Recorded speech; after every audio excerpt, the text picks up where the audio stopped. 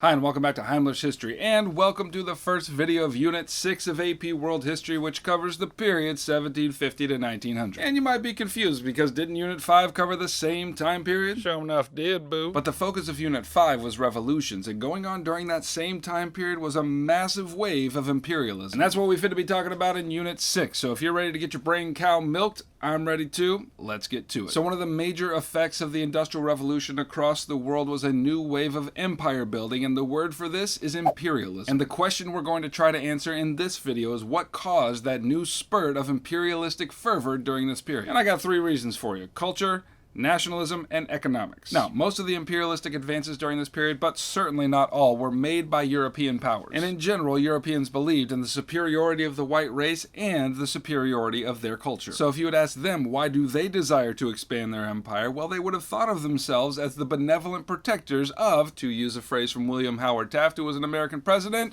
their little brown brothers. And because in the European mind they had been the recipients of such a magnificent culture, they were duty-bound to go share that culture with others. And Rudyard Kipling called this duty the white man's burden. Am I the only white man who's sweating a little bit right now? A second cultural reason for imperialism had to do with science, namely Darwinism. You see, Darwin taught that in the natural order, the strong eat the weak and only the fittest survive, and that made sense to a lot of people. And it made so much sense to some people that they applied that kind of rationale to social realities and political realities. They called it social Darwinism, and the rationale went something like this: if nature is indeed red in tooth and claw, and the strong eat the weak and only the fittest survive, then why shouldn't strong nations eat weak nations? And by the way, they had some evidence for this thinking on their side. After all, European nations were among the wealthiest of all nations in the world during this time, and doesn't that prove that the strong had eaten the weak, as is the way of nature? A third cultural reason for imperialism was religion. European Christians spread throughout the world during this period with a missionary zeal to convert the world, and if that endeavor was to succeed, empires needed a presence in as many places as possible. Now, it's possible to be critical of their efforts, but it's true that in many cases these missionaries established schools in these imperial territories,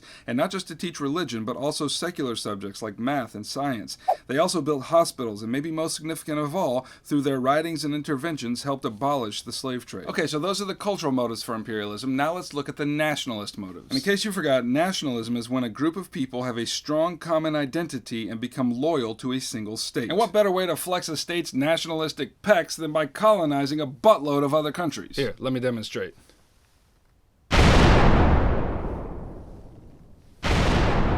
Well, this shirt's a little big.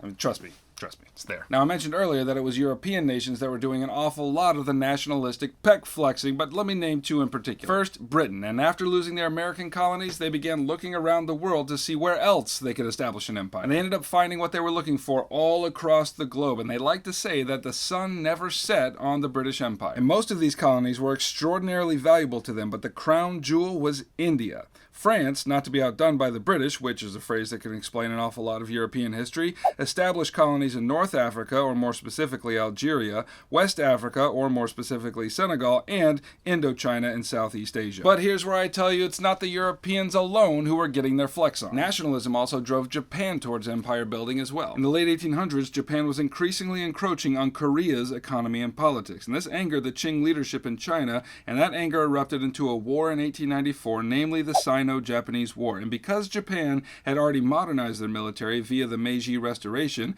they handily beat the Japanese and eventually established Korea as a colony of their own. Okay, those are the nationalist motives for imperialism. Now let's finish with the economic motives. So, as the Industrial Revolution ground on, industrial powers began to grow hungry for more raw materials. Daddy's hungry! But not only did they require more and more raw materials, they also needed new markets to which they could sell all these manufactured goods. So, for example, the British, Dutch, and French governments chartered trade agreements with local rulers in India, the East Indies, and East Africa. And these agreements gave Europeans the right to establish these trading posts, but, big but, huge but, it also gave them the right to defend those trading posts. And in order to defend their interest in these far-off colonies, European powers raised armies and eventually conquered territory in these places. And as a result of this, by the first half of the 19th century, Britain possessed the wealthiest economy in the world due to their sizable empire. And as the Second Industrial Revolution progressed, other nations would challenge that title, specifically the United States. But while major industrial powers were fighting over the top spot in the world,